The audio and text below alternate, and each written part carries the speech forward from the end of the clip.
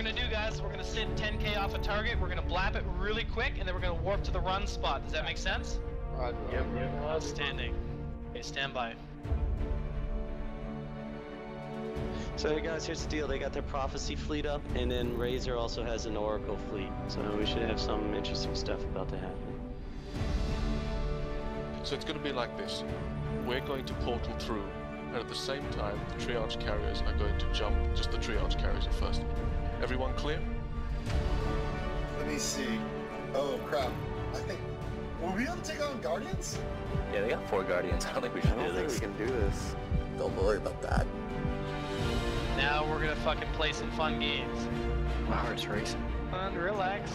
All wings align. Primary is the Dominix in 5, 4, 3, 2. Decloak, decloak, decloak. Torpedoes on the Dominix. Dominix, Dominix. Orbit on me, micro warp drives on. We're moving. Secondaries, Vipers in the Omen. He's in structure. Take him down. Newt, that revelation out now. All newts on the ramp. Turn out towards that jump now. All damps on the damnation, all damps on the damnation. Scepter, stay here and tackle prophecies. This is where we fight. Alright. So I'm carrying 100 times more than my ship is worth. There were some pirates chasing me. This one guy chased me through like 5 different systems. I need to get the fuck out of this system. This little rock right here is worth about 166 million ISK. For some people this might not be a big deal, but for me, it's huge. Seller 4.2, pretty nice. Gonna produce 4 of them, 2 days, 19 hours, 11 minutes, 44 seconds.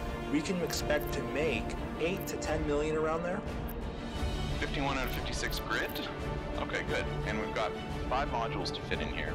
The ship's speed is actually pretty good. It can hit 4K a second. We're gonna hurt that now by adding on some armor buffer. Up, success. Yeah. Thanks, dude. Yay, Sophie's so much fun. Oh yeah, such fun. It's almost done now. Like, less than a week. Oh look! Okay, good. Oh.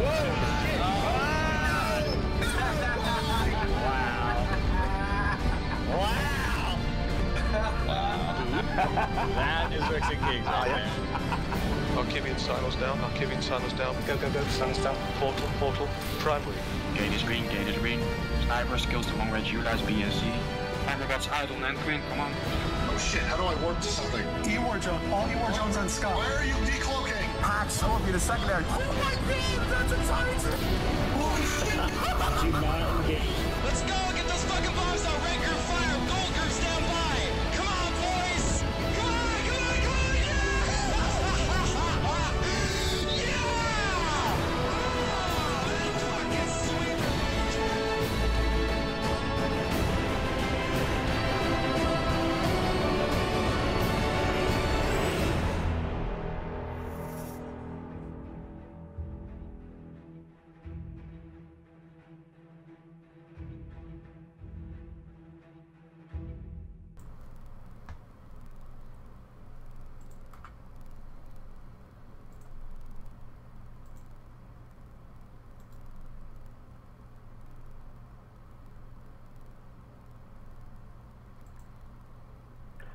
Hello and welcome to Hydrostatic Podcast presents Rhea Lore Panel. I am Ashrathi, and I am greeted with a full panel tonight. We have tons of stuff to talk about. We've got a lot of things to cover, and we have assembled some of the best minds in EVE lore in order to discuss it. Now, under normal conditions, we like to challenge our guests to kind of explain what their focus is and why they are considered to be experts. However, I think it's pretty much unquestionable that everybody that we've assembled here is lore experts. So I'm just going to quickly go over their introductions, and then we'll move into the meat of all of this. Although before I do, I just want to mention that trailer is so good. It's so good. Anyway, so joining me tonight is, of course, Fyridian and Lockefox, my co-hosts. And also we have Ravis, who is from the Interstellar Privateer blog. He is Eve Ravis on Twitter. And he was with us in episode 12 when we talked a lot about lore. We also have Mark from the Eve Travel blog. He's at Web Spaceships on Twitter. He joined us for episode 14, where we talked about Warlord. And joining us for the first time is Morwin, who is the moderator of the Backstage OOC forums. Do you want to briefly go into what that is? It's basically just the roleplay community over the years has decided that it needs to have external resources, and Backstage is the current iteration of our forums. There have been a few over the years, but this is where we are right now. Excellent, excellent. So, and then we also picked up at the last second, we grabbed Tarek, who is not really a established lore guru, however, recently wrote an amazingly well-done article on crossing zebras called In the Name of the Jove. It was so good that I extended an offer to him to join us and kind of talk about things because he's really fresh on a lot of it. So welcome to my panelists. Yeah, thank you very much. That was way too much credit than I deserve. We'll see. No. All right, so we kind of have a structure of things. There's obviously a lot of stuff to talk about, so we've decided to kind of divide it into a discussion of kind of the entities that are involved right now in the lore, who's kind of come to the surface as being important, and then we'll discuss what has actually been actually happening within the lore for the last couple of weeks. And then we're going to probably try to wrap this up with maybe a little bit of speculation and a bit more theory about what's coming up.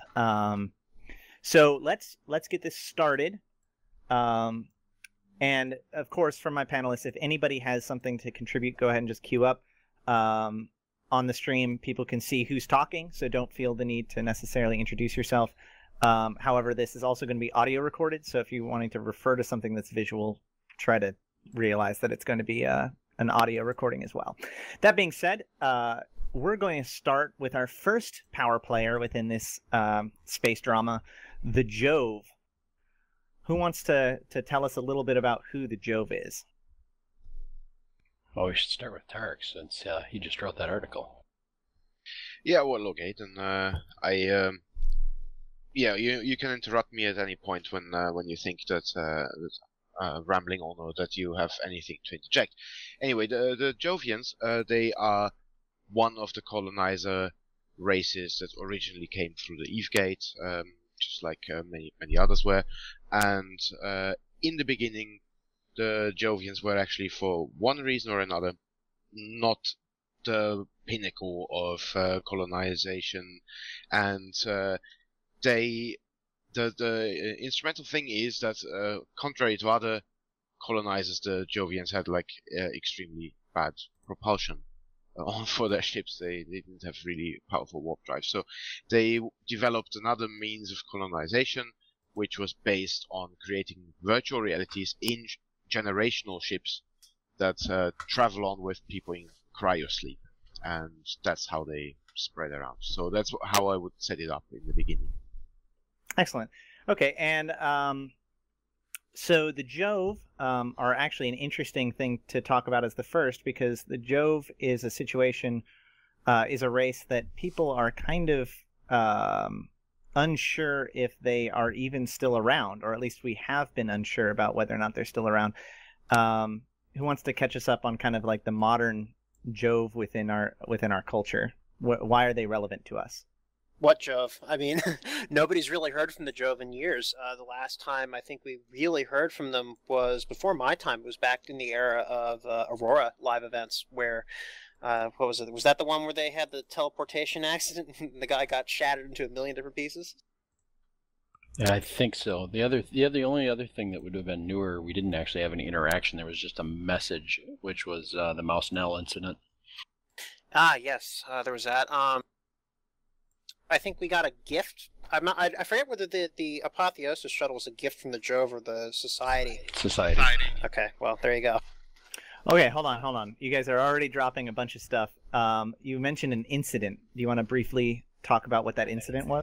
Sure. Warren, do you want to tackle that one, or you want me to? I'm actually a little fuzzy on some of the earlier Aurora events. The long and short of it was there was some sort of teleportation experiment, presumably Star Trek style. If you may know more of the details than I, feel free to correct me. And it basically did not work. The victim, who was a Jovian, was scattered across the cluster in zillions of different pieces. And to my understanding, the bits and bobs ended up in people's hangars, but at random. And there were 5 or 6 different types of pieces that people would get. And there's a current effort to recollect those that we'll talk about a little later. Yeah. Foreshadowing. There's probably going to be a lot of that in this. And then the other piece of it was, the other one that was more recent but had very little interaction at that point was there was a capsuleer named Mouse Nell in 2010 during the height of the Sansha incursion stuff that decided to role play sending a camera drone through a Sansha wormhole, and on the other side what CCP returned to them was a screenshot of a Sansha fleet surrounding a Jove station in Jove space. And after that, there was a big furor around what it meant, and there was just a little message from the Jove that said, "Never mind, we got this." But then no one ever heard anything more about it. Yeah, it was in 3 Tech Charlie Epsilon. That was in north-ish part of one of the Jove regions. It was the Prosper Pulp. So the Jove actually have been rumored to have died. Fi, do you want to briefly explain why that is? Well, like Morwen said, we haven't heard from them in a long time. One representative of the Jove Society is supposed to be in the Concord Inner Circle, and they've been meeting, and I guess they haven't heard from him since quite some time ago. There was mention of that in the Eve source book. But basically the cluster itself hasn't seen or heard from any Jove in at least 2 or 3 years. They've also had their own problems, just so that everyone's aware. The Jove are actually sick. They cannot reproduce. And so the idea is that eventually they will die out. So there is rumors about whether or not that has already happened or whatnot. But basically that kind of represents where the Jove are. They are a very advanced technological race. They mostly focus on implant and augmentation technology, if I remember correctly. Like the four ancient races all have their own focus, and Jove are about like personal augmentation, correct? Genetics. Right. Yeah, genetic augmentation. Physical augmentation is the MR. Right. Actually, Ashtarothi, if I may supplement it for a moment, the Jovians did not just get sick. They actually developed a sort of collective depression, because they became so advanced through their genetic engineering and self-modification that they became virtually physically immortal. Not like capsuleers are immortal because they're recloned, but they became physically immortal and so hyper intelligent that eventually they completely lost the will to live, because there was nothing to challenge them anymore. I see. Well, that's it. Thank you for the clarification. Also, before we move on, I do want to touch on a few things, and I'll probably be interspersing kind of admin notes throughout the course of this this live stream. But for those of you who are watching it live, what you are seeing is Lockefox on this Singularity server. He is showing off some of the newer stuff within Singularity, because it's very, very pretty. So, and you of course can see who is talking at any given time. And again, if you have any questions whatsoever, go ahead and throw them into Twitch chat. We'll be collecting them towards the end. That being said, let's move on to our next power player, which is somewhat related, which is the Sleepers. So, Tarek, you were starting to tell this story about how they made this VR technology. How does that relate to the Sleepers? Yeah, the thing is that the term Sleepers was originally coined within Jovian society when they sent off those colonization ships with those people in cryosleep, the Sleepers. And that was basically a setup where you had a majority of people who were tasked with then building a new world when they arrive in cryosleep, and then there were people who would be basically the technicians who maintain the whole cryosleep system. They would also be in cryosleep in turns, but wake up in between. So you have those two groups. One of them is called the Architects, and the other one is called the Enheduani, if I pronounce that correctly. Those people who were Jovians, they survived the collapse of the Eve Gate because they were en route in their cryoships when civilizations all over New Eden collapsed, and then eventually they arrived where today are the wormhole systems, and that's where the whole term sleepers comes from.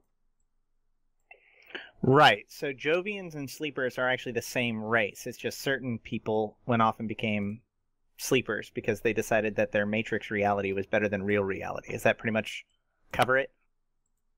Yeah, in a nutshell, yes. Yeah, cool. and to add fuel to that, they essentially determined they were able to accelerate beyond the normal rate of time because they were essentially operating in an accelerated environment that didn't have the normal pushback that you would find in a real environment. They could experiment as freely as they wanted to, and therefore they could make their technology and their faster than the outside world. Well, and remember that that these were generational ships, so there were generations of Jove that happened in transit anyway.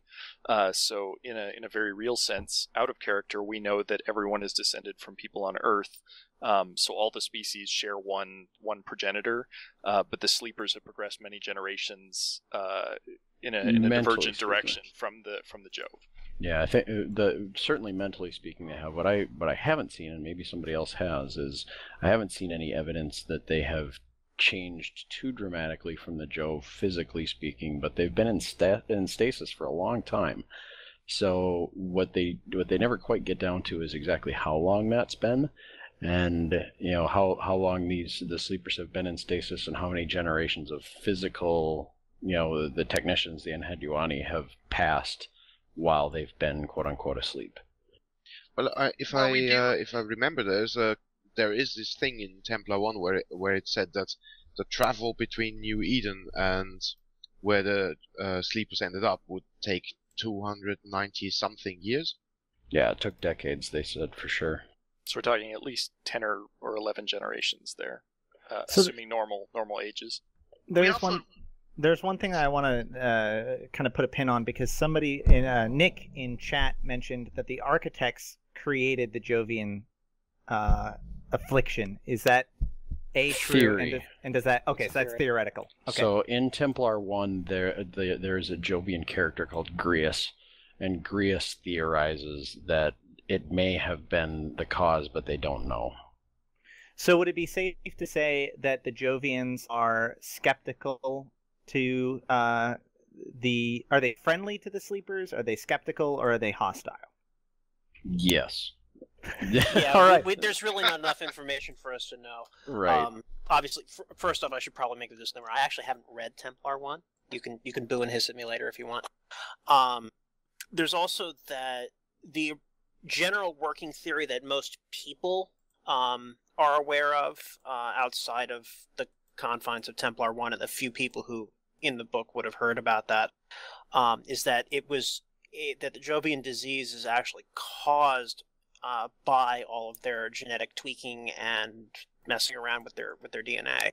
It's not something. They started messing around too much with their basic instincts, is how the theory goes, and that triggered some sort of emotional imbalance that eventually leads to their death. Right. The Jovian disease itself, the first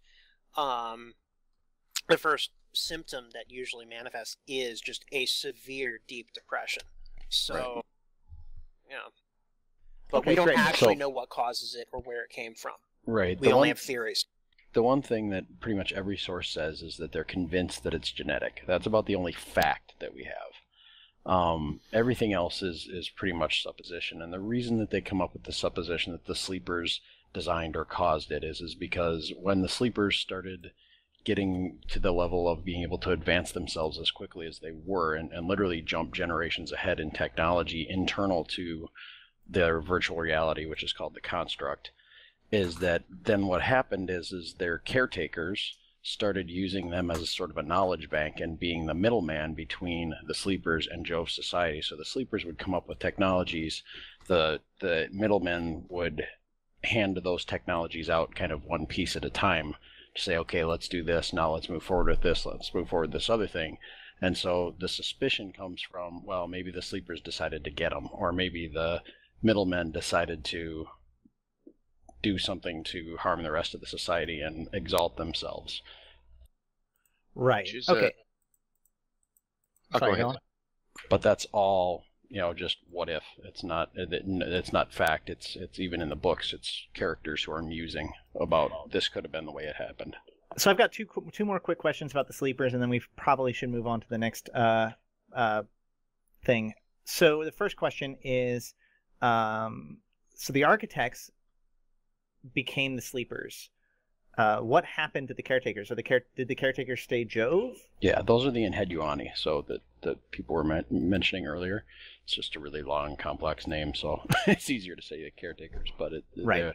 The Enheduani still were in place. What we don't know is how long they stayed in place. So we know that all three of them were together during the first Jove Empire and probably the second Jove Empire. What we don't know, and we know that the sleepers left sometime late second or in between second and third. What we don't know is if the Enheduani split, or if they went with, or if they stayed there. We know some stayed because the Enheduani are supposedly the ones who gave the Caldari the capsule in the first place. So we know some Enheduani stayed. What we don't know is if some of them also left. I believe there are more references to them in some of the other novellas. I think it was either Theodicy or Black Mountain. I'm not sure which. Both, I think. I believe Both. I think it's the Odyssey that focuses mostly the most on them in terms of kind of laying them out as kind of like a Jovian counter, almost. Yep. Yes, absolutely. Right. Yeah. And what's interesting is the Odyssey and Templar 1 actually paint different pictures of the Enheduani. And they're written by the same person as well. Yep. Of course, All it could be intentional because it's sort of like history told from different perspectives. Correct. So speaking of people with split personalities. Hold on, no. I've got one more thing that I want to bring up about the sleepers before we move on. So the second thing about the sleepers, because it wasn't really addressed, I'm just going to point this out. The sleepers that we encounter in game, the things that we think of as sleepers as players, are not actually sleepers. Not in the same way that Garistas are Garistas, right? So what are those things that we're interacting with? They are automated drones, pretty much. Okay, so sleepers live in what I'm guessing is highly secluded, probably cloaked stations, and then they control these sleeper drones to aggress us. Actually, if you've explored sleeper space, you may have seen these circular things called sleeper conclaves. Those, as far as I know, are where they actually reside, the bodies. But as far as the drones go, I'm pretty sure they're just completely automated. I don't think that they may be using the quote-unquote processing power of all the sleepers, because the human brain's a great computer, as we know as capsuleers. But I don't necessarily know that they are like being controlled by anybody. And basically, the sleeper drones are guided by the hive mind of the sleepers in those conclaves that Morwen has mentioned. So that actually reminds me of one last thing that we need to talk about, which is there's something else going on in the sleeper AI. So basically, the sleepers created their utopian Matrix-like world that they've retreated into, but something went wrong. What happened? Really? No one? I don't know that we have we don't have a definitive answer. So Templar 1 says that, so Templar 1 goes to great length to describe this city in the sky that is the actual, what people see when they're inside the construct. And as part of as part of Templar 1, they described that the city crashed and burned, and the construct was, in the process of getting certainly severely messed up at one point. What they're not super clear on is exactly what caused that whole thing to happen. They tie in a bunch of different things, from the capsuleers, blowing things up, to the theft of the implants that the Amarians did to take the implants out that were then used for Dust 514 soldiers. They tie back in the Other, which I think is coming right up on your next as your next that topic. is what I'm leading into. So there's a lot of different pieces that they tie into those, and there's also a number of references in Templar 1 to other types of Jovians who were coming in and invading things. So certainly something happened, something was very destructive. We don't know how far it went, and we don't know what the real true root cause was. Okay, so let's focus on the Other. What is the Other? So the Other is, I'll give you the history, and someone else can talk a little bit more about where he is now. But the Other is really it's the first internal born non-human intelligence from within the construct. So the way that the construct was set up, the VR world was set up, was that you had to have a one body to one VR representation set up. If you were in the construct, you had to have a body on the outside. You had to be born into a body to be put into the construct as a VR, into the VR construct. What the Other was is a digital born intelligence that then was looking for a way to come out but had no body to go to. So Mark, do you want to talk a little bit more about where the Other is? Well, as I recall, we might have two different kind of Others floating around. There is one that popped up very briefly as a player, well, not a player character, but as a character in the game, and that kind of appeared and then disappeared, and it's theorized, at least, that this is the same person who has popped up in Empress Jamyl Serum's consciousness. If you've read Templar 1 or a few of her later chronicles, you might be aware of the fact that she has a second consciousness residing within her, tries to take her over, tries to kind of guide her actions. To what end, we don't really know, but we think it's this Other that's popped up, that's been created within the construct, and is now kind of guiding the actions of one of the most powerful empires in New Eden. To what end, we don't really know yet, but we're working on it. Okay, so that's my transition right there. Fyridian, you love you some Empress Jamyl lore. Why don't you give us some background on Empress Jamyl? Well, if you want to, you can listen to episode 11 and get the same sort of background. But basically, she was the heir or originally she was just born into the Sarum family. She became the heir basically by being an outspoken critic of the way that the Amar Empire was doing things. She attempted the succession trials after the current heir died. And lost the Amar Empire succession trials, at which point she was supposed to commit suicide. She had an illegal clone that was supposed to save her after she died, and it worked, but it was tampered with. So we call the person who tampered with it the Other, and I'm not an expert in what the Other is, but someone else can talk about that. But basically, she came back on the scene during, I think it was 2010, and fired a Terran superweapon that she had somehow found at a Minmatar fleet, totally destroyed that Minmatar Elder fleet, and the PR from that basically got her the Emperor ship. And you can see that shot in, I believe it was the Empyrean Age trailer. So, Yes. If Lockefox is ready, what I would like to do is play a trailer, which is Empress Jamyl's coronation, which, watching it again, knowing the truth behind her, this was also when this occurred, she was already under the control of what is likely the other. So, Lockefox, do you have that ready to go? It'll be just 1 second. All right, let me know when you're ready. So, it does seem like much of the evidence points to the thing that is controlling Empress Jamyl as being the other. Do we know how much control the other has? She's definitely still her own person, but he is very often offering suggestions, trying to guide her way of thinking a lot.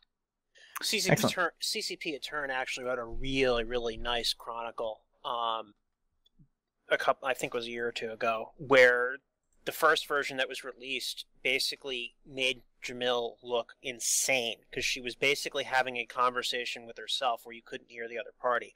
There was a second version of the chronicle that was put up shortly afterwards that actually included the words from the other. Yes, that article is actually called "And I Shall Hide," yes. And then "And I Shall Hide" alternate. Very cool. Also, right before, as we're waiting to get this video queued up, I want to remind everybody that we are accepting questions in either of the Twitch channels. Also, we do have an Explorer pack to give away sometimes towards the end of the show, but we really don't know how we're going to do it yet.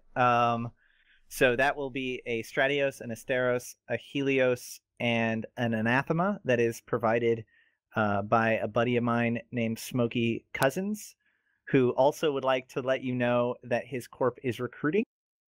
His corp is, oh gosh, he gave me a corp name that I can't pronounce. All right, well, never mind. It is the Western Planetary Assault Initiative. So that corporation is recruiting. They're looking for explorers and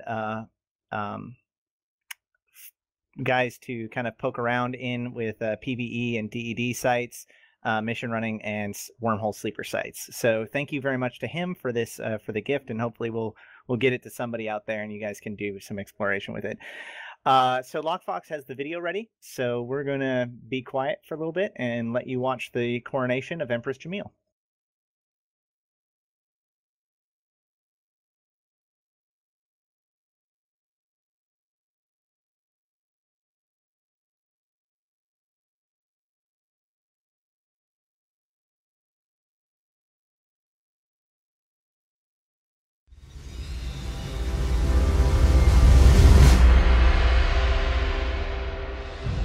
On a momentous day that shall be honored for time everlasting, our glorious empire at last heralded the coronation of Her Majesty Empress Jamyl.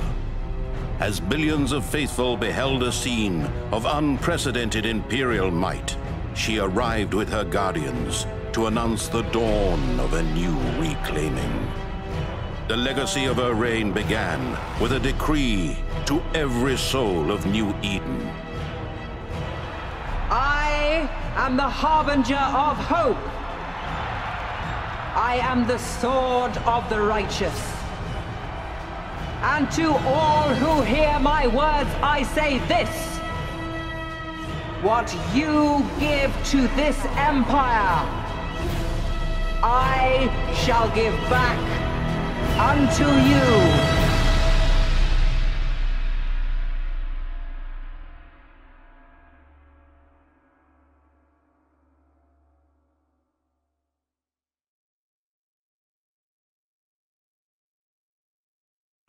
And welcome back.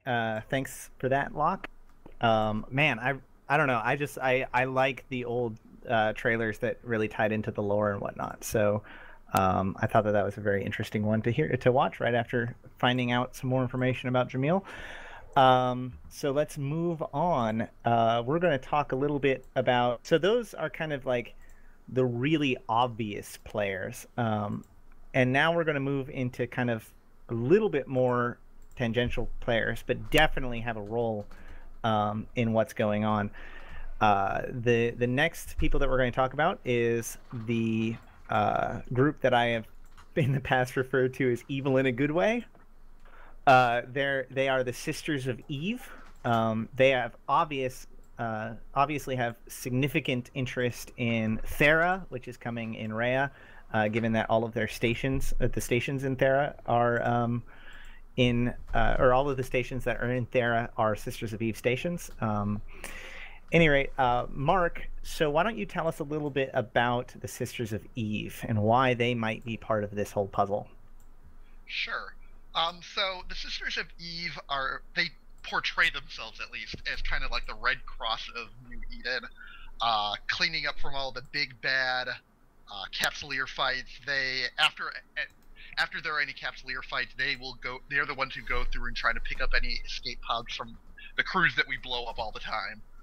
They provide humanitarian relief efforts, etc., etc., etc. But they also have a bit of a more mysterious side in terms of they are not only just a humanitarian organization, they're also a religious organization. They have a strong religious interest in the Eve Gate, which you can see in the New Eden system. That's the gate that all humans in New Eden came through from near Earth, 23,000 years ago, I think, at this point. And they have taken a keen interest in studying the Eve Gate and its effects, whether or not it's still open on the other end, anything they can glean from it. We also know that they have been working closely to kind of spy on capsuleers. There was they very generously gave all capsuleers back in the day a ship known as the Zephyr, which has the unique ability of not being able to get attacked by sleepers. No sleepers will target it or try to blow it up if you see them. Fortunately, they mount no other weapons whatsoever, so a lot of them got blown up very quickly, but we also know that they were loaded with all kinds of sensors, and they were kind of using capsuleers who were flying the Zephyr as guinea pigs and research test subjects to try to gather what information they could about us.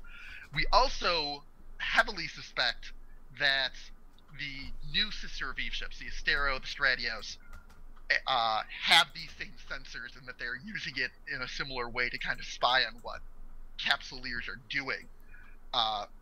We know as well that they are a quasi-religious organization, as we said, and that they have shown a very, very severe interest in kind of keeping the capsuleers in check in a lot of ways. I think that just about covers the main parts of it.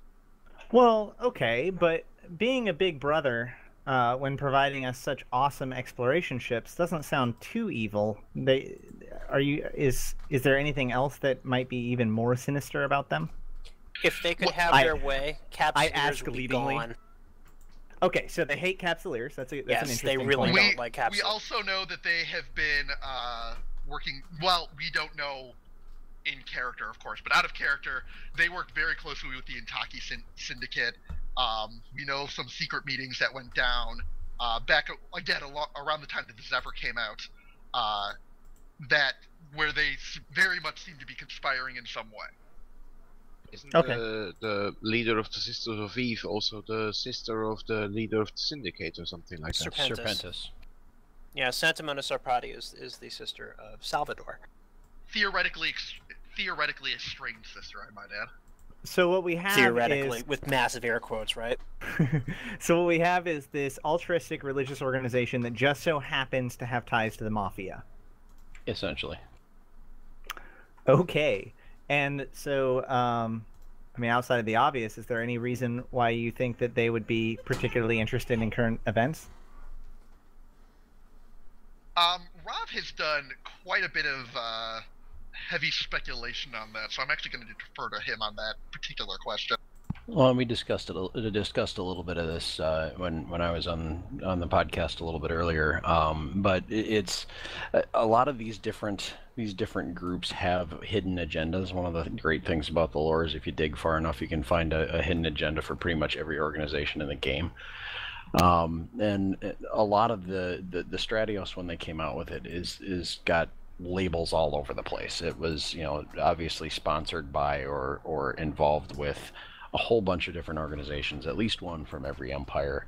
And a lot of the hints in the backstory are that these various organizations all have a interest or desire to keep a step ahead of the capsuleers, or in the case of the sisters, as Mark was saying, really keeping us on ice a little bit. And if they can get out ahead of us, they can anticipate what we're going to do, and they can essentially use our baser instincts of shooting people in the face to actually achieve their own ends.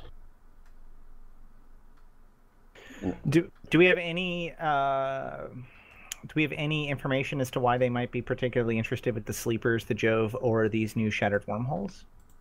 The biggest reason for at least from my perspective, is that the Jove have shown themselves to have superior combat weaponry technology. And so there's a very obvious need for most of them to look at and say, hey, I can get ahead of the game if I have these abilities to figure out what's going on with the sleepers or figure out what's going on with the Jove, because then I can get a step ahead.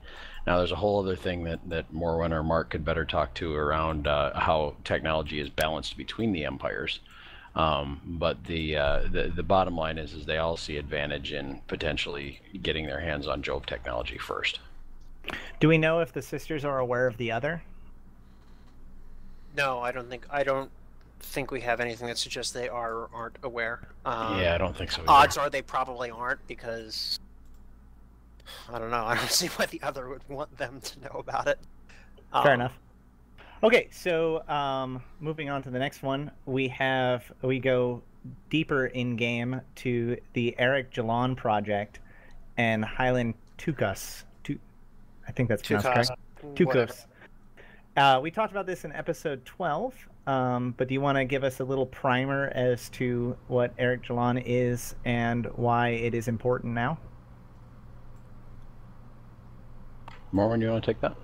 Yeah, I guess I can. Arek'Jalaan was a player-run research initiative that was started by a Caldari capsuleer named Hilen Tukoss. He worked for Zyno Biotech, which, for those who don't know, is the one and only corporation known to the players outside of that. It's the one and only corporation that has anybody who has successfully made the body-to-computer mind jump. The CEO of the corporation, his mind is in a computer and stays in a computer. So you could say he's our version of a sleeper, only he's not. So, but he defected and left the state and set up shop in Aram, which is in the Republic. And over the course of a summer and part of a fall, I think it went well into November that year. Was just basically people were doing research in game and trying to expose different parts of the lore based on what they could scrounge up in the game mechanics and other things. Mark probably has a really good story to tell you there. People mostly did their work on the wiki. Some people used some external tools and did stuff in game. So there's a lot of wiki pages that people can read through with all of our work. I myself was mostly in charge of archiving things and helping keep documentation up to date. So basically, Arek'Jalaan was a collaborative project between players and kind of managed by certain members of CCP, and was really one of the first. It was kind of during a golden age of lore events, or at least one of the golden age of lore events, because that was around the same time as the Sansha incursions, and there's just all kinds of stuff going on. But it's widely popular that or it's widely known that basically it got cut off at the knees, right? So it never really saw its full course. And kind of was left fallow for a long time. So why are there are reasons for that, to be fair. Sure. Part of it was, I believe, staffing changes and funding changes within CCP. I don't think Manifest or Darwin could actually comment on that, whether it's true or not.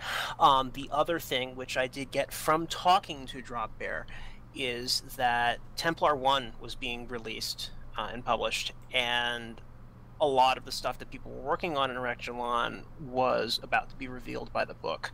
So there was a bit of a rush job in the in-game stuff to get things done before the book was released. And then when the book was released, we had this issue of, oh, suddenly all the solutions are there, but they're not available in character, so we have to reconcile the fact that, we have all this information about what's really going on, but we can't access it in character. Whereas we had a lot of stuff that we could access in game, but not necessarily to that level of detail. So a bunch of a difference between in-character knowledge versus out-of-character knowledge. Yes. Okay, that's fine. Whatever. The project kind of got shuttered for a while, but why are we talking about it now? Dr. Tukoss is back. Hey. Or so we think. So we think. So the key characters of Arek'Jalaan have kind of resurfaced, and I guess we can come back to that when we get to current events. So let's move on to the next topic. The next topic is the Sansha Nation. The Sansha Nation is, of course, one of the pirate organizations that you fight. They're widely in like Providence and kind of that area. Nipping on the heels of the Amar. What else? What is it? The Sansha Nation? Who is Sansha Kavaki, and what are they about? Well, I can take it from the beginning. Sure, go for it. So Sansha Kavaki was an entrepreneur. He was Kaldari by origin, and he became very, very rich as an arms dealer during the era of the Galente-Kaldari War. And at some point, he decided to use his money to create a new utopia. And he would invite people from all over New Eden to join him in his new state, which was what we now call Sansha's Nation. And it all looked really nice, only eventually it turned out that he was actually using implant technology to turn people into hive mind zombies, sort of like cybernetic creatures. So Eve has an undead army. Yeah, sort of. I mean, they're not really undead. Like there's actually two classes of citizens. There's the normal citizens who are really more or less a hive minds collective and controlled by others, and then there's the true citizens who are converts of a higher order, and they actually retain a level of free will. Very interesting. Okay. So one of the reasons why they became very important was, as was kind of mentioned earlier, during the incursion events, it was revealed that Sansha Kavaki somehow had technology to control wormholes. So during the live events, Sansha would actually open up a wormhole and flood in and kidnap people off of planets. He was harvesting them for their new army, or for his new army. And mind you, at this point in time during incursions, we had previously believed that Sansha was dead. Like Sansha Kavaki was actually, dead. But because the empires teamed up together to kind of push him back way back in the day. But that did not in fact occur, which of course might bring speculation that he might be a capsuleer as well, because, people that don't die end up usually being capsuleers, but who knows? Or he might not be Sansha Kavaki after all. Or he might not even be Sansha Kavaki. Oh man, this stuff gets so convoluted. That would be the best, honestly. Yep, Sansha Kavaki's the other. All right, so that's a good one. And honestly, I never believed that until the stuff that we're starting to see now, and all of a sudden now I'm starting to actually believe it might not really be him. Man. Okay. So, at any rate, there's this big key because Sansha has this wormhole generator, which doesn't make any sense, and we don't understand how he has that technology at all. And to compound that problem, as was mentioned earlier, a probe was sent through one of the wormholes and was discovered that Sansha was hiding out in Jove's space, which is kind of weird. Actually, that was, I think, one of the first moments where people started to theorize that the Joves may actually be just like totally dead and gone, because people were speculating as to why Sansha was able to just hang out in Jovian space and wasn't just being messed up. But at any rate, there's all kinds of theories behind that. But what we do know is that Sansha does have a wormhole generator and does have the capability of generating wormholes and doing other major spatial effects within areas of space, as we witness during incursions. Anybody else have anything to throw out there about Sansha? There was a statement by the Jove that they kicked Sansha out after after they showed that the Sansha with the Jove station, right? There was it. They mentioned it in source. Oh, okay. There you go. Oh yeah, because the source came a lot later, so there's a period of time where we didn't know why. And then also, well, but who knows how much we can believe that either, because obviously Sansha is still wormholing around, or so we think. All right. More foreshadowing. Oh no. Okay, so one last little bit, which is possibly interesting.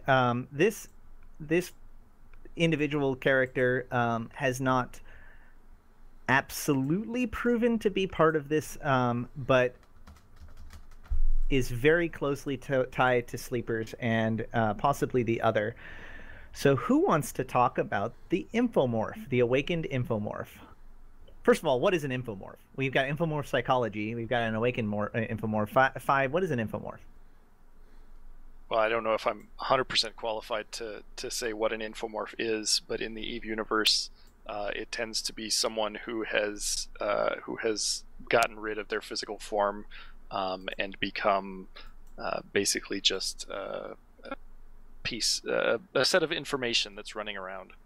See, it's someone who can be. It is someone who can transfer from body to body by sending their mind through various forms of communications. It's less somebody who is free of their body and more the mind that can go from one place to another. And Mark, you spent a good bit of time chasing him around, didn't you? What I think is related to him, at least, there's I'm blanking on the system off the top of my head, but there's a system that has a mysterious shuttle that's just kind of flying around. Gaztek. That's Gaztek. And speculation was rampant back when we talked about this, that this is in fact kind of the awakened Infomorph's entry point into the real universe, so to speak, because there's just the only thing that scanners will show you is that there's something sleeping in there, but we don't really know any other information about it. So hold on. Use ECM to push it around the system, but that's about it. Just real quick, I thought, and this is my understanding, that Infomorphs, the term Infomorph doesn't necessarily refer to the capsuleer, but rather the clones, like the actual bodies that we inhabit are the Infomorphs, that we impose our mind and it's imprinted upon the Infomorph, and that's how we become conscious, which is why the awakened Infomorph is important, because it was basically a clone that woke up without anybody being injected into it. Is that correct? The Infomorph is the mind, and the term awakened Infomorph, and that's why what I find quite interesting, the term awakened Infomorph implies that this is a mind that awakened just from information, and that brought me to the theory that the awakened Infomorph is actually a manifestation of the other, because awakened Infomorph is actually the definition of what the other is. The other thing to keep in mind, though, too, is that while the other was the original thing that woke up from inside the construct, there are lots more of them. He was the first, not the only. So you're saying that the construct has basically been overrun by these violators of the pact? That certainly is implied in Templar 1. There's a line that, if you go out and read the story that I posted today, there's a line that I actually quote in there that says something to the effect of that while he was the first, there were suddenly many others. Okay. What I find most particularly interesting about the awakened Infomorph, first of all, couple of facts. There's been 3 sightings of the awakened Infomorph. One was the Blazing Angels ambush, the second was in the Promised Land, and the third was in New Caldari. And there's a lot of theories about what the awakened Infomorph is, and actually that's one of the things that makes me very interested in it, which is because 2 of the 3 theories directly ties into what we're doing, what we're talking about. So the 2 theories that I'm mostly interested in is there's a theory that it's the sleepers it's either a sleeper or it's the other, which is I kind of alluded to that earlier. Right, exactly. Another interesting theory is that it's related to Sansha.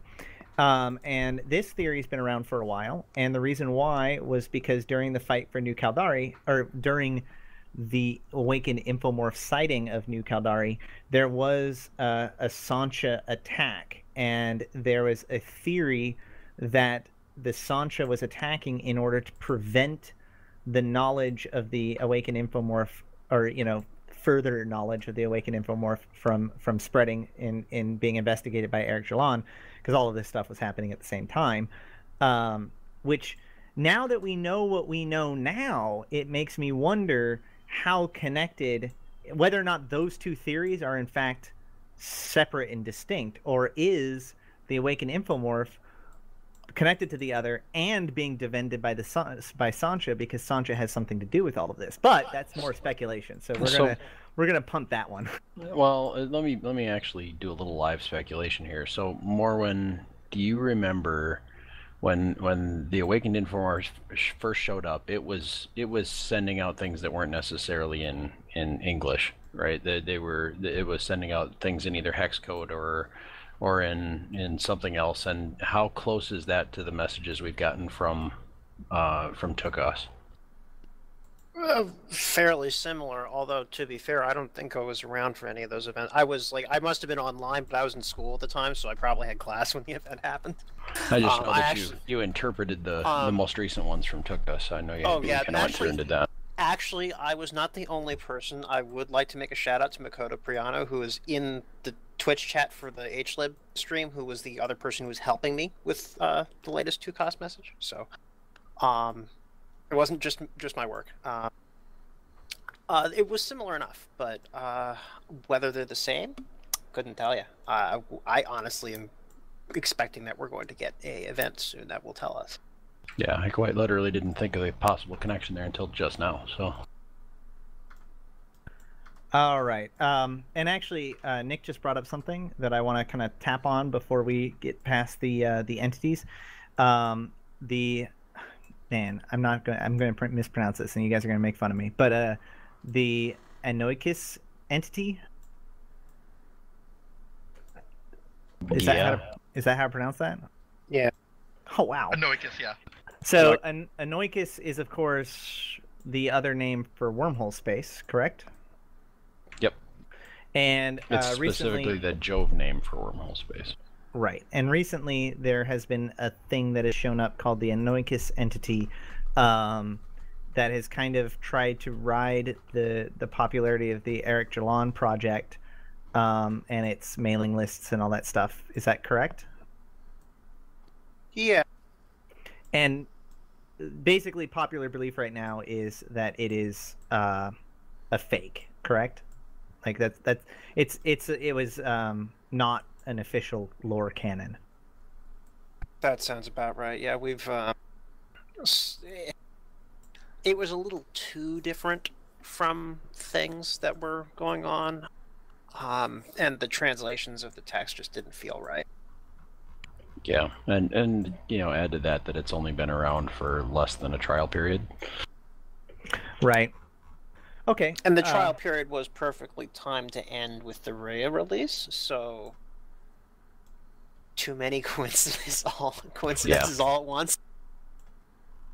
So we could all be wrong on that, but I guess certainly my take on it would be that I'm not sure I buy it.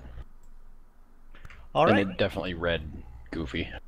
So that seems to be all of our main players in this current scene. Although, as I think, Ravis, you pointed out, it almost seems like every single time you feel that you've got all of the threads at least laid out for you, another like weird random thread from back in the day will just spring up and be like, hey, I'm important too. So who knows? Tomorrow we'll probably find out that the Garistas are intimately involved in all of this as well. Well, let's dwell on that one for just a minute. Who's Valkyrie about? Yeah, that's actually why I picked Garista specifically. I mean, at this point, we've got so many damn cards on the table. I'm expecting a second deck anytime. But either way, it's we're rounding about the first hour for this, and I think it's probably about time to move on to what's actually happening. Does anybody in the panel need any sort of break? Maybe pick up some water? Or are you guys ready to push through? I'm good. I'm good. I'm hanging in there. All right, push through we shall. All right, so recent events. This is not necessarily in any particular order, although I think that we tried to put it as close to chronologically as possible. We're just going to touch into these things and tie them back to the entities that we've been talking about for the last hour.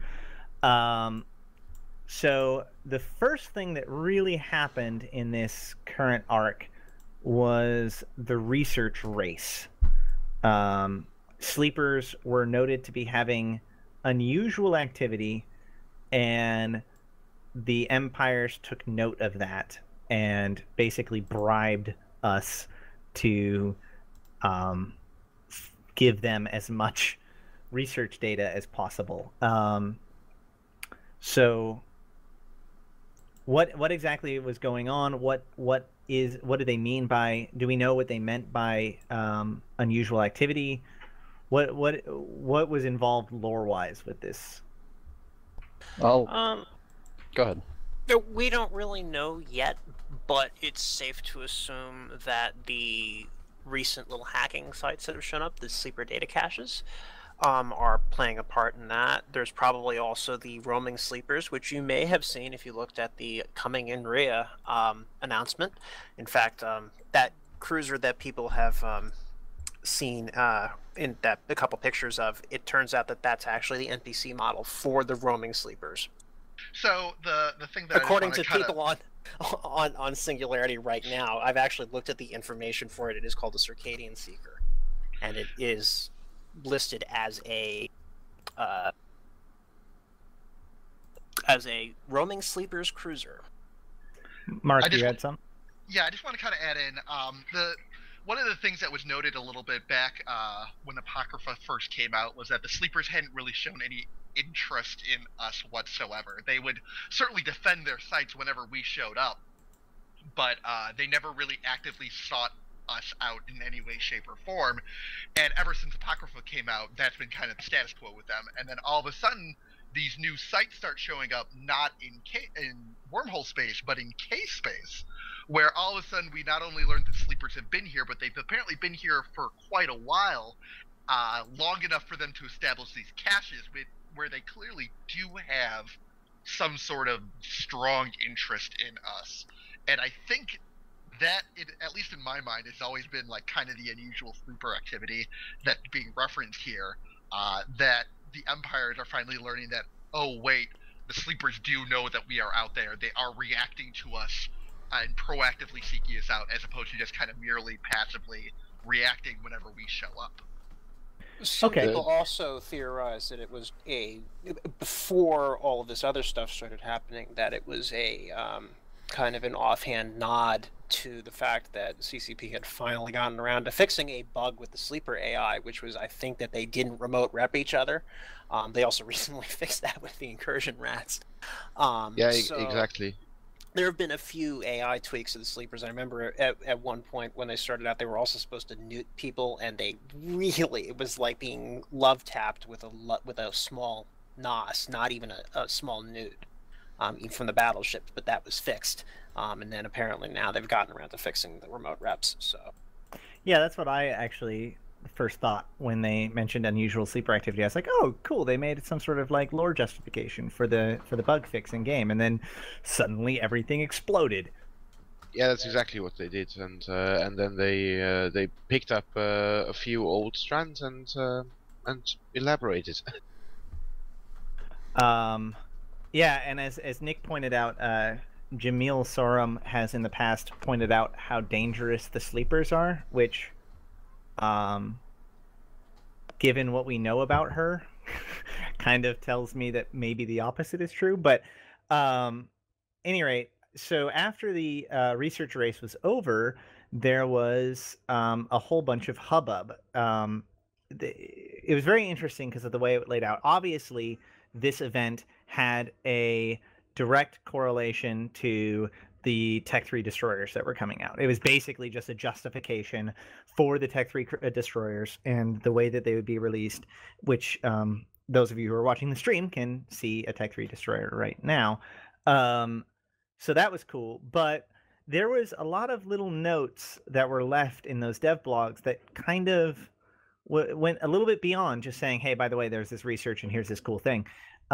There's this big CONCORD inner council assembly that happened, and in fact, some very key people, I think Ishikoni, didn't they send like a prominent representative, and a bunch of other people that kind of raised some red flags.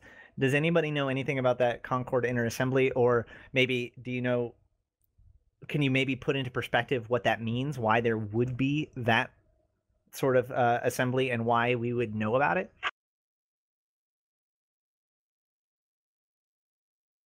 Morwen, you want to try and tackle that one? I was actually just bringing up the news article because I actually wasn't paying too much attention to it right then, because it was like, oh, this is probably just has to do with the bug fix. Who cares? Shows me how right I was. Not. The inner circle is just it's a smaller council as part of the CONCORD assembly. I'm not so sure that it's like the proper CONCORD assembly itself is more akin to the United Nations or a Senate or Parliament. It has representatives from each of the empires. There's a tidbit in Empyrean Age where they actually say that nobody from the Jove has shown up in years. It's only representatives from the other 4 groups. And you were saying something about Ishikon. It says representatives from Devol, Zero G Research, Propelled Dynamics, Science and Trade Institute, and Center for Advanced Studies were those who showed up. It sounds like, and also, of course, DD and Sisters of Eve in the Society. Ravis, how closely does that match the sponsors of the various SOE ships? It's fairly close. It's not right on, but it's fairly close. And the ones that aren't there are represented by ones that are half a step away. So, for instance, Cartham. Yeah. So Cartham's not there. Eifyr's not there. But most of the other ones are. Duval is. I'm trying to remember exactly what it is, but I think the Center for Advanced Studies is half a step away from Kemal Tech. I think they were actually founded by the same person. Yeah, Kemal Tech is one of the sponsors of the Stratos. Yep. And if we lost you there, we're talking about corporations in Eve. Yeah, so there's a lot of very similar ties. They're not exactly the same, but they're not far off.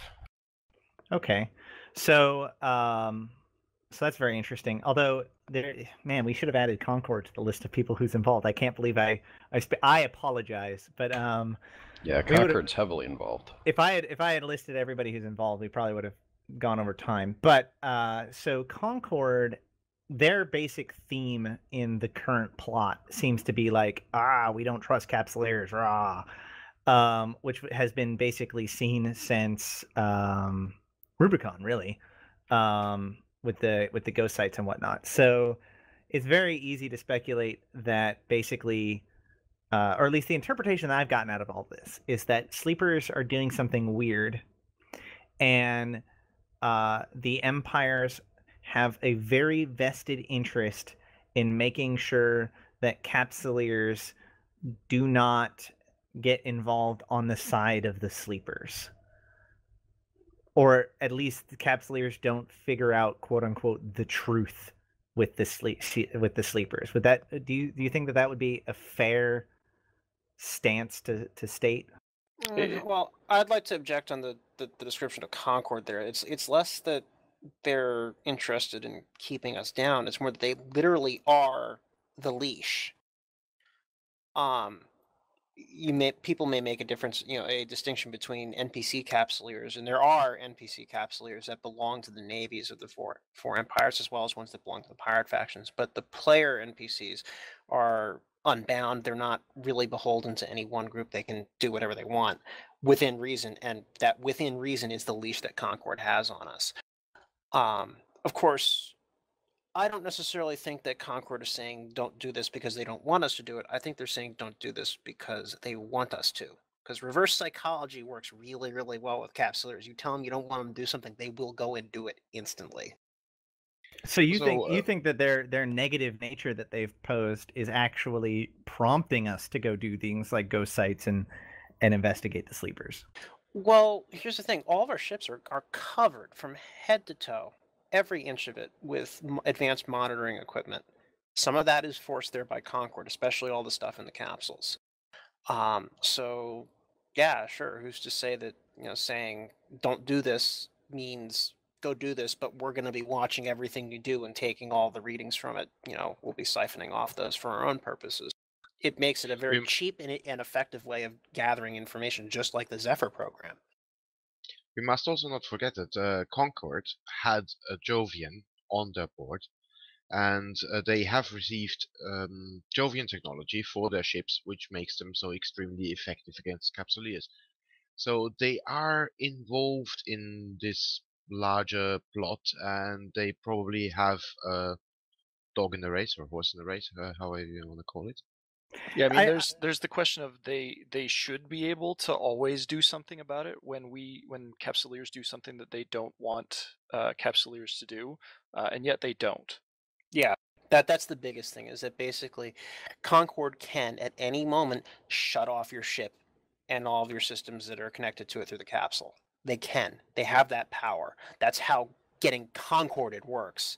And that's why you can't fight back. It's why you can't warp away when you're being concorded. It has nothing to do with warp stabs or warp disruptors or anything like that. The reason you can't do anything is because CONCORD has shut off your systems. So if they really didn't want us to do something, one might think that they would actually do something about it. But there is definitely evidence currently that CONCORD is losing their power. Like, for instance, the ESS was because of the fact that they wanted to be able to track stuff better in nullsec, which is implying that their ability to track us is not necessarily as omnipotent as they would like us to think. That is probably partly explained by the fact that CONCORD's mandate keeps them within high sec within Empire space for the most part. That's why sec ratings out there are 0 and below. It's because there's no CONCORD monitoring outright. They do send out scouting parties and forces and stuff that you can shoot at if you do run missions for pirate corporations, though. I don't know. I will definitely point out that kind of the empires are losing their grip and blah blah blah is like a major theme of the overarching plot, as far as we know right now, that has started in Rhea. Yeah, certainly. I mean the question that you have to ask yourself with the current arrangement is that sovereignty is has a number of fees that you pay to CONCORD. So it is sort of logical in a trajectory of development that eventually the powers of NASDAQ will say, like, yeah, why should we pay to you at all? And maybe that ties in with the promises of sovereignty working and all that kind of stuff. Something about the Stargates being under their control, I think, is another part of it. We are back into highly speculative territory, so I'm going to rein us in and move on to the next event. The next event was the return of Hilen Tukoss, which we talked about earlier. And there's a note here that somebody's going to have to explain to me, which is Eifyr Co's response. So, okay, go ahead. No, it's all you, Ravis. I mean, the only thing about Eifyr Co's response is it was uncharacteristically fluffy, I guess is the way I would put it. They basically came back and said, we're super excited to hear from Hilen Tukoss, and that's about all they said. And who is they? Eifyr Co. So there was actually a news item that was posted out that basically said, welcome back, Hilen. Nice to see you again. And that was about it. I don't know, Mark, if there's something more you took from it. Pretty much. So to give a little bit more background, as we explained earlier, Tukoss, when he defected from the Keldari to the Minmatar Republic, Eifyr was the corporation kind of took him in, they let him use Eifyr resources to set up Arek'Jalaan. Eifyr was theoretically the one who oversaw all of our research initiatives back in the day. Tukoss kind of disappeared off the map very randomly. There was know that there was behind the scenes stuff going on there, obviously, but he just kind of up and disappears one day, and we never hear from him again.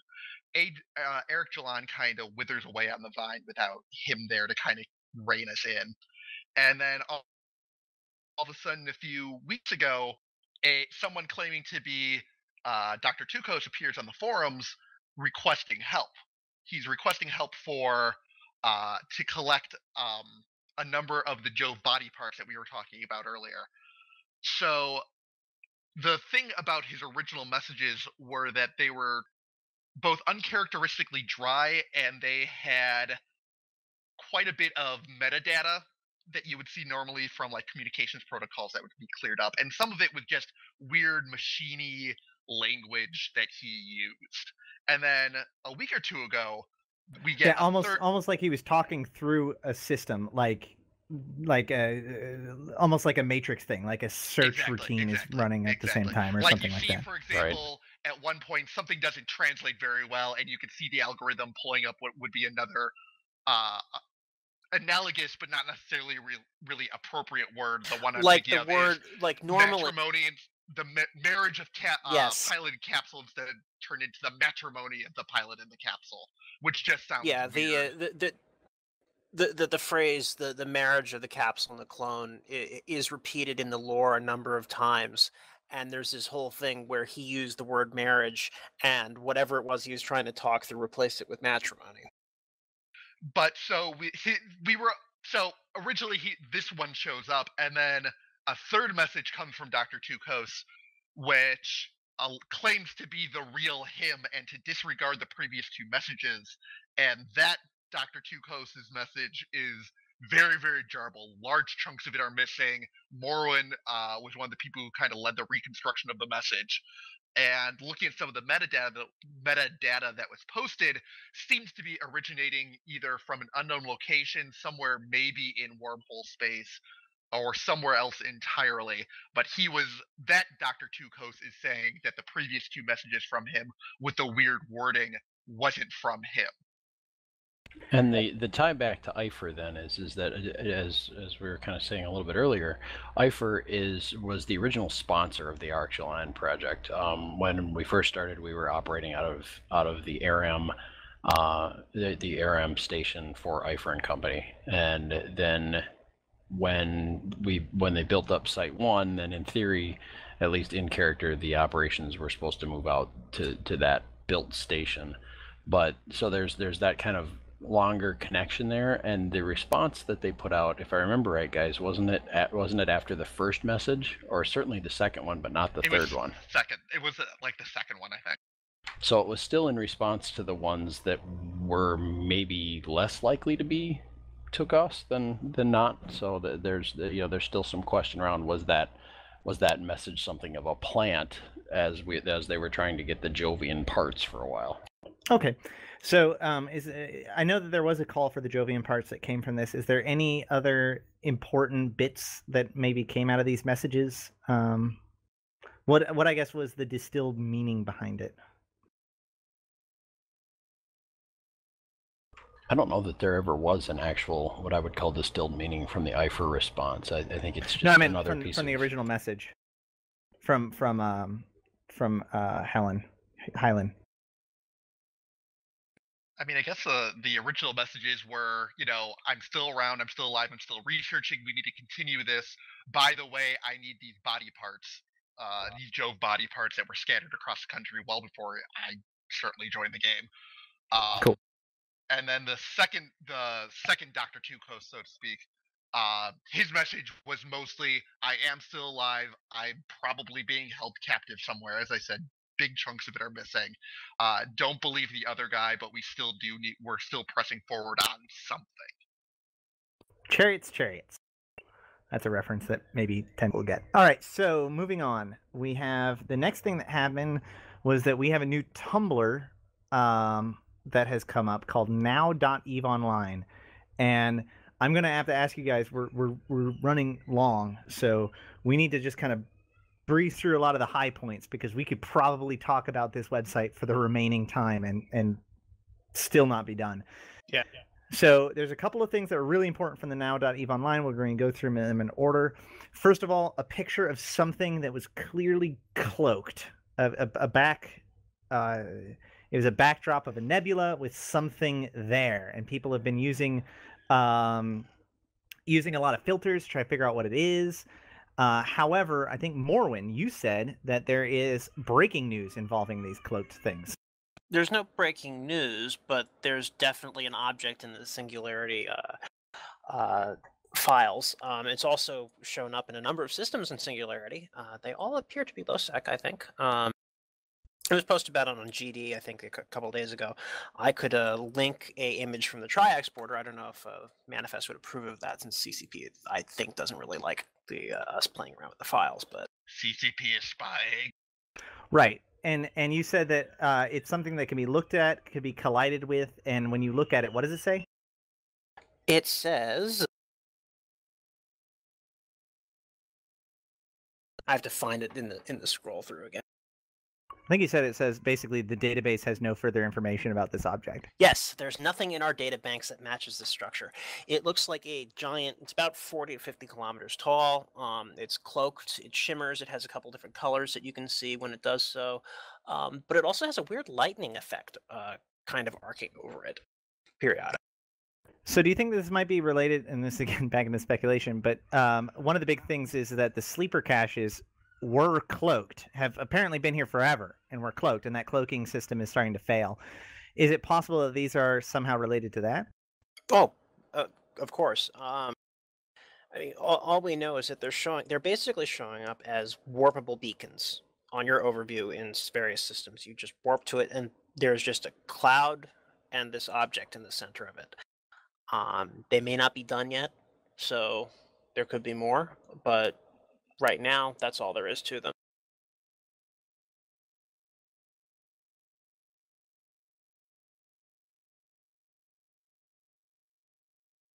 We just knocked Ash off of the internet with the sheer awesomeness of that discovery. Go figure. Actually, I was wondering why it got so quiet. My apologies. I had to check in on my son real quick, so I actually missed that awesome discovery, but I'll go listen to the recordings, I guess. All right. The next thing is that there is a new sleeper drone. I'm just going to touch on that really quick. Obviously, this is the cicada or whatever. The traveling Circadian Seeker. There you go. Now, there's one thing to note about those, which is that it shows that the panel opens and like a ball comes out. Do we know anything about that at all? I'm honestly assuming it's like the equivalent of our warp animations for things like the MOA and stuff like that. I haven't seen one on Singularity yet. Somebody supposedly did recently, but I don't know where. And they probably already killed it, so I'm not going to see it. So there's something interesting going on. I know there was some speculation about it being the wormhole generator, but as of yet, we don't know. Well, and since it's still on Singularity, it could very well be a crystal ball. Yeah. Yeah, well, it probably is a magic crystal ball. Yeah, well, they posted the picture of it with the ball out on... That was actually the first picture that was posted on the Now.eveonline about these drones, was a picture of the back of it with it open and the ball out. And then later they posted a picture of the full drone with the ball in.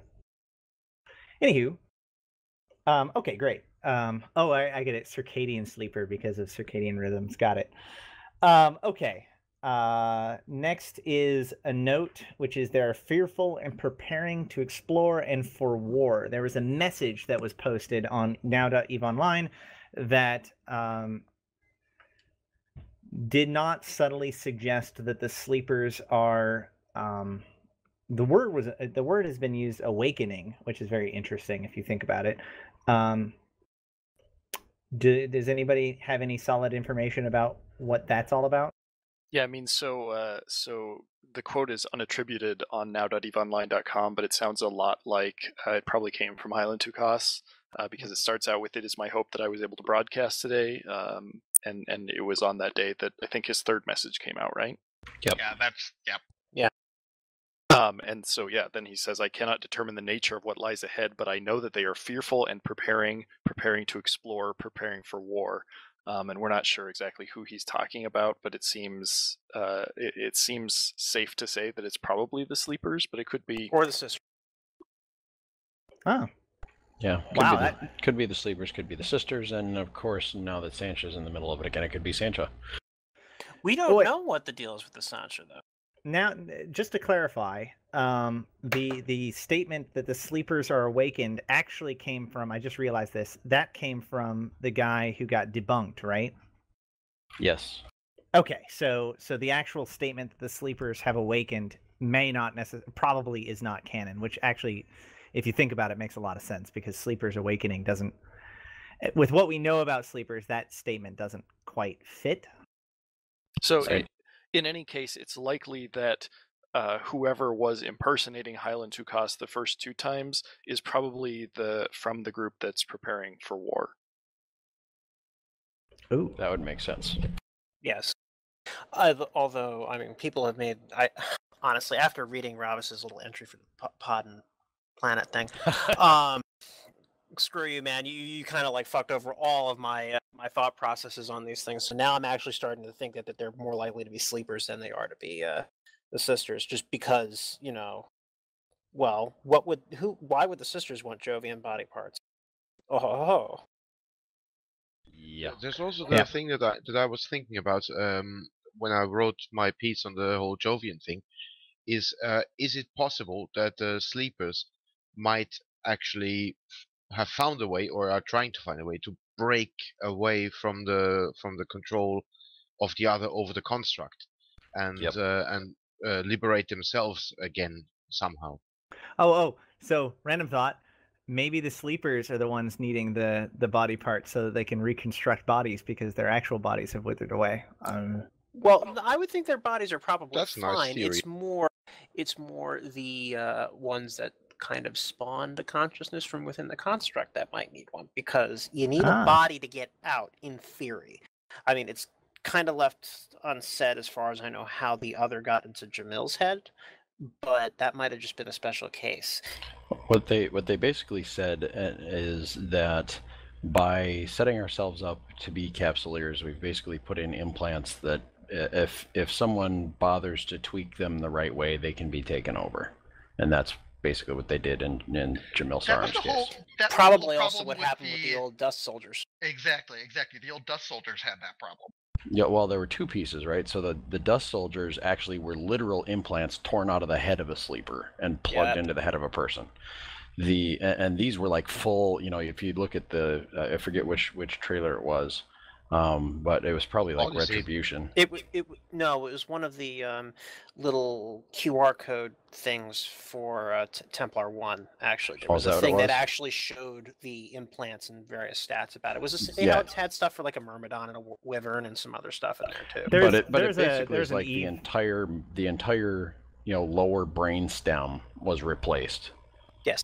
Yeah. No. That video was for a fan fest where they were showing, and it was eventually the dust introduction. You know, the dust introduction video where it kind of shows the discovery of the implant, and then Empress Jamyl talking about. That was Eve Forever, I think, was the title of that video. Because Origin was the one for FanFest 2 years ago.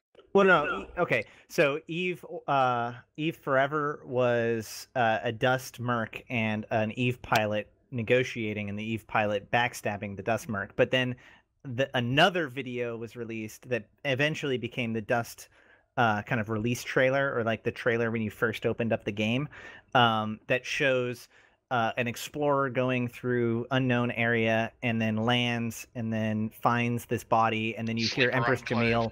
Yeah, and then Jamyl says how important it is, and then dust happens. Right, that's the one where they have her walking and talking to one of her advisors. Yes. Okay, so I still want that robe for my avatar, just saying. Moving on to the thing that I think half of the people here are only here for this piece of information. So there's this Christmas star. It's a Christmas miracle.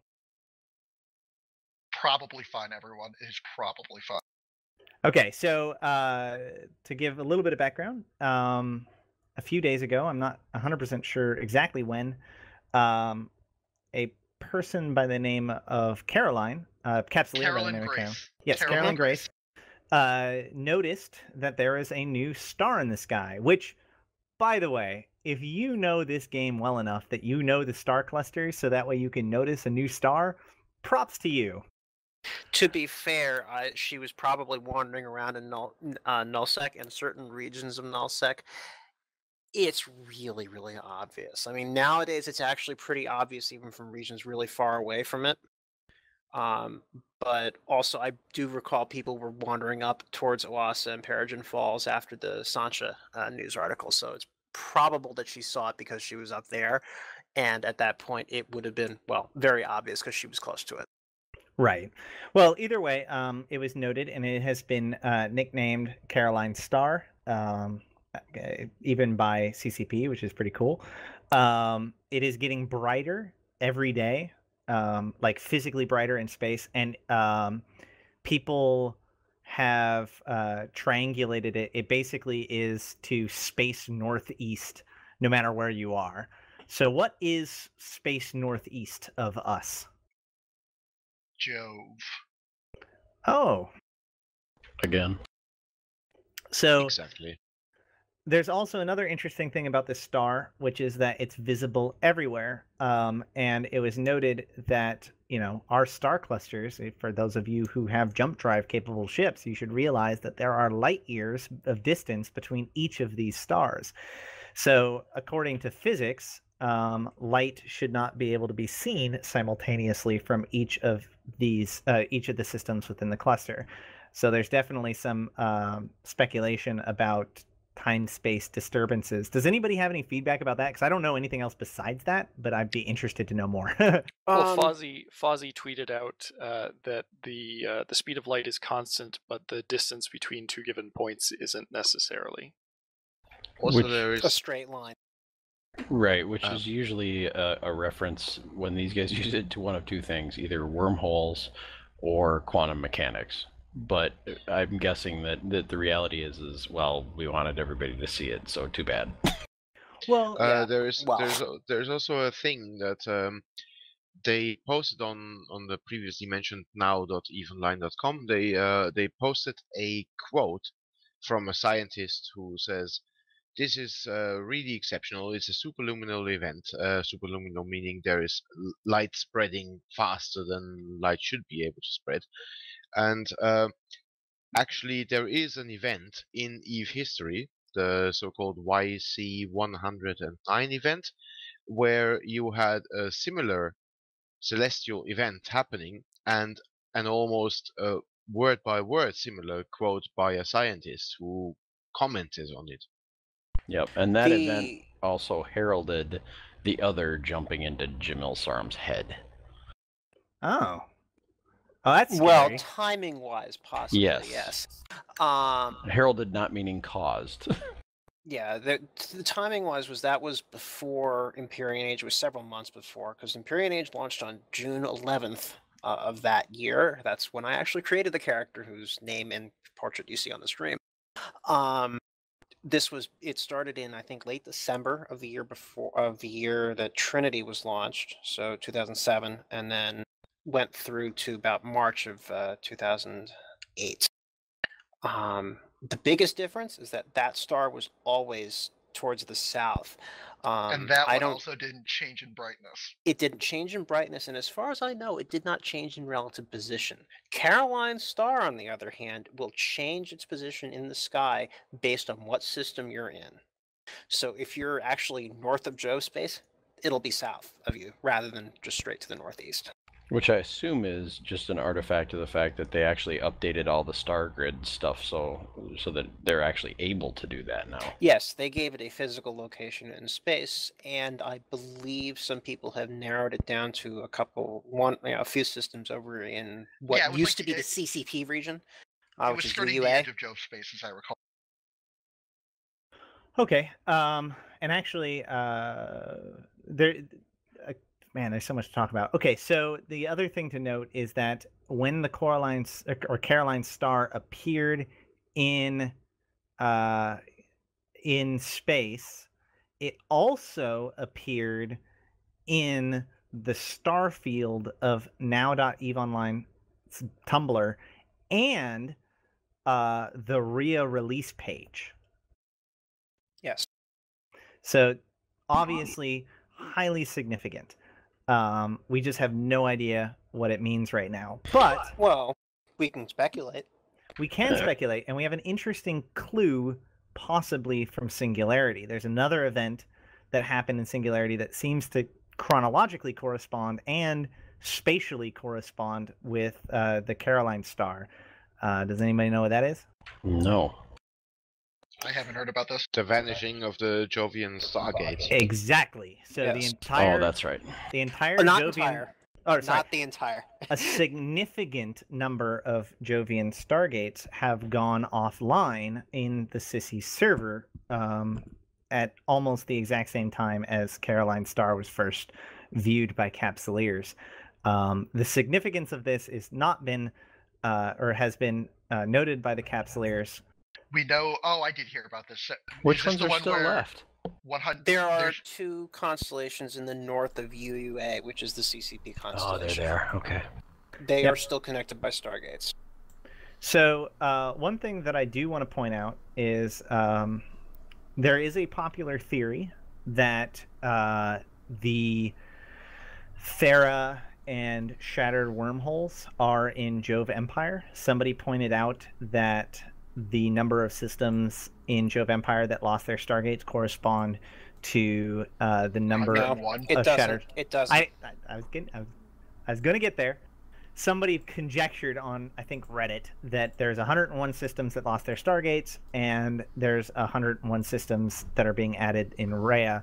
But CCP Fozzie cheekily jumped on that Reddit thread and posted, "Nice try, count again." Yeah, he's and completely wrong. Yeah, it would only work if they were using the CCP region, which has 101 systems in it. Right. And the others are 123 between the two. Yes. CCP Fozzie has basically all but said that that is wrong. In fact, he said that was wrong. Yeah, he said that that was wrong.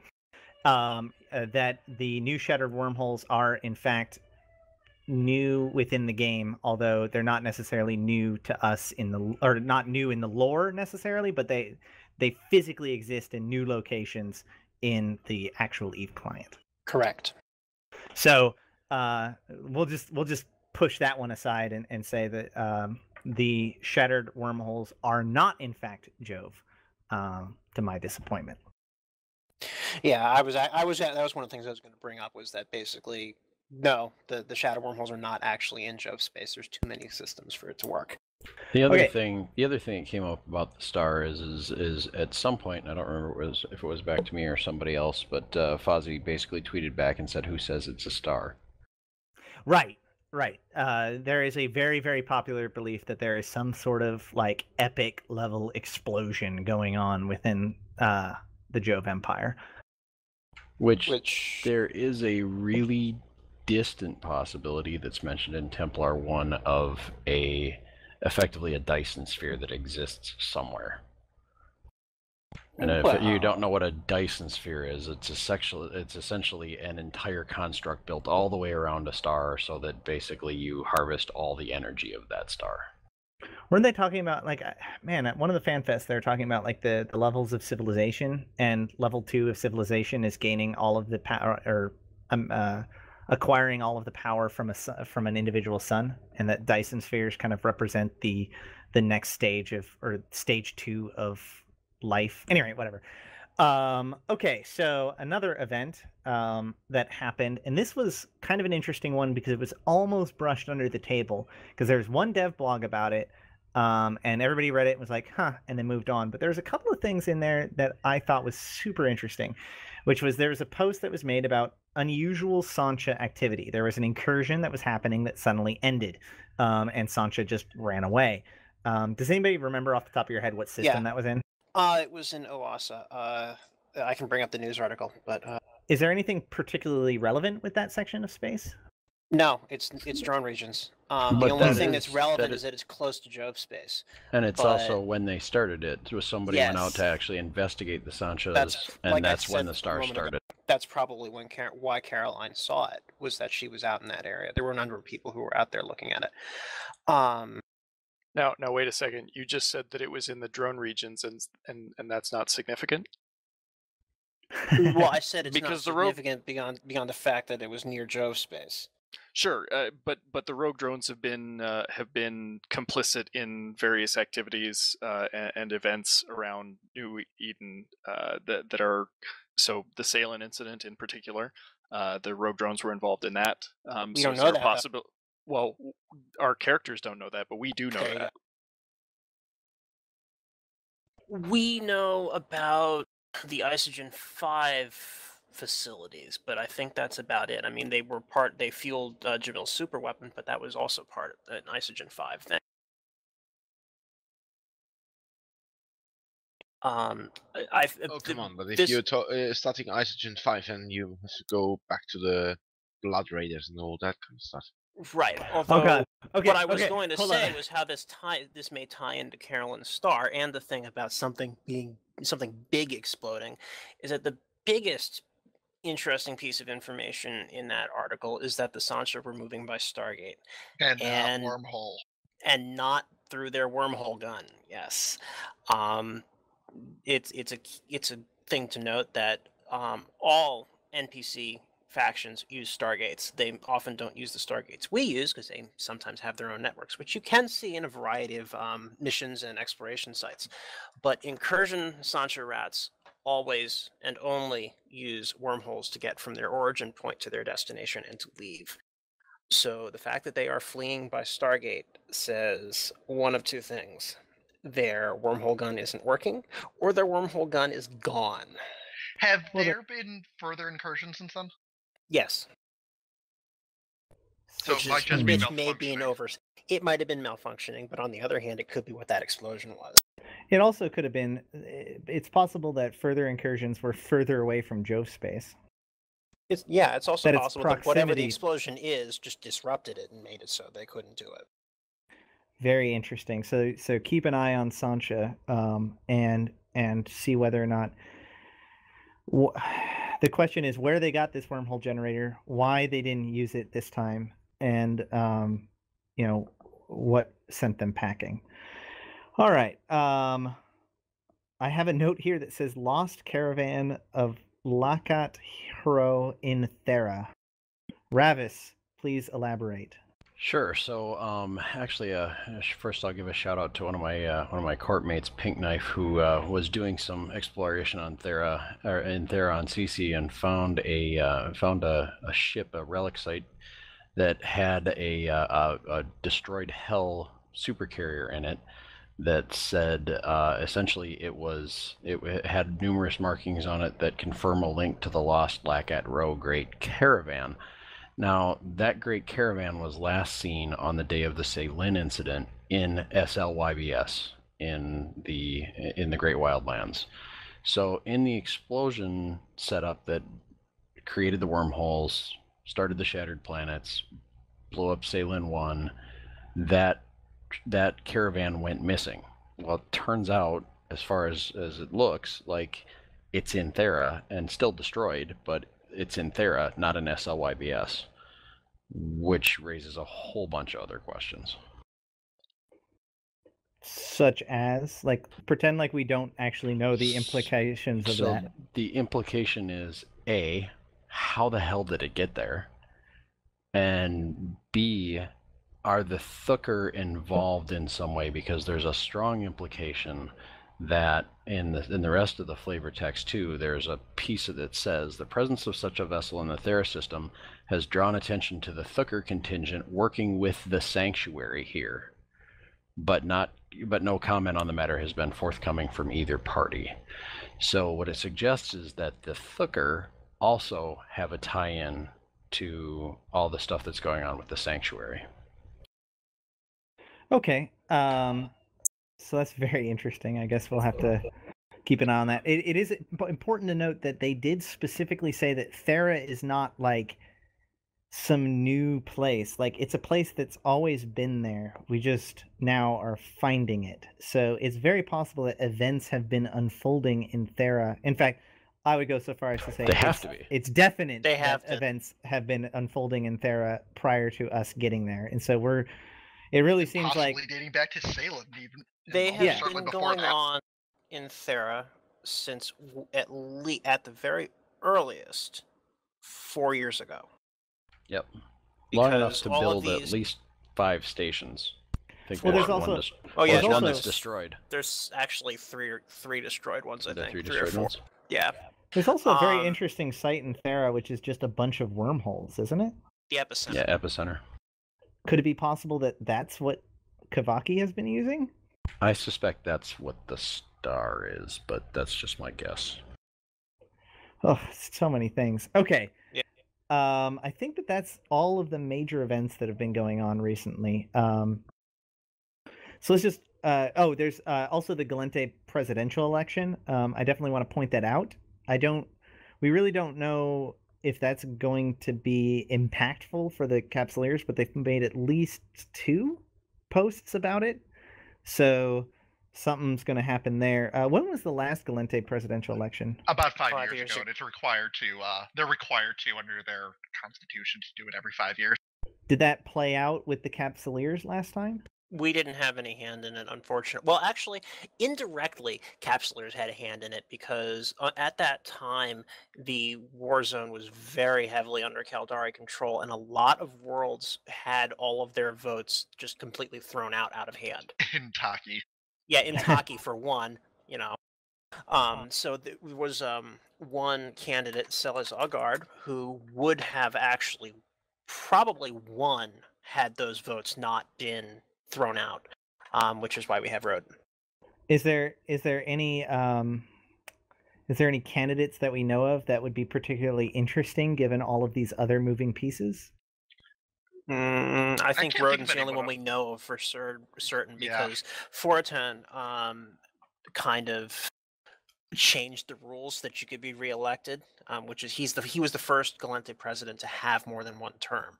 As far as I know, as far as I know, the rule limiting you to 1 term per person has always been there. It's possible it hasn't, but he's the first modern president who had more than 1 term. So Roden will probably be running again.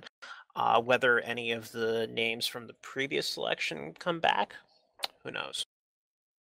Yeah, and somebody pointed out that the war zone is now heavily under Galente control, so it'll be interesting to see how that plays out against the elections, if nothing else. Okay, so let's move on to, I guess, the third and final kind of area where we wrap it up and start answering some questions and kind of do some speculation. I'm going to spark this off by reading a quote from something, which a lot of people will find familiar, and only some people will actually realize where it's from. The quote is, "From the formless void, from the formless void's gaping maw, there springs an entity. Not an entity such as you can conceive of, nor I. An entity more primordial than the elements themselves, yet constantly coming into existence even as it is destroyed. It is the child of chaos, the pathway to the next. The darkness shall swallow the land, and in its wake there will follow a storm, as the appetite of nothing expands over the world. From the formless void's gaping maw, there springs an entity." This is written by Dr. Jamyl Macaper, and it's from the 7 events of the apocalypse. A lot of people know this as the statement, "There will follow a storm," which comes from the FanFest 2014 trailer. Yeah, I was going to call it the best trailer, but it has been supplanted. Yeah, it's been supplanted. It's been supplanted. It is from the Prophecy trailer, which is very interesting because this is something I noted actually during the Prophecy trailer, because what many people don't realize is that this quote is actually from the Erebus, and that the prophecy it comes from is Galantean in origin, even though in the Prophecy trailer it is Amarian researchers who are evaluating it. So that's interesting in and of itself.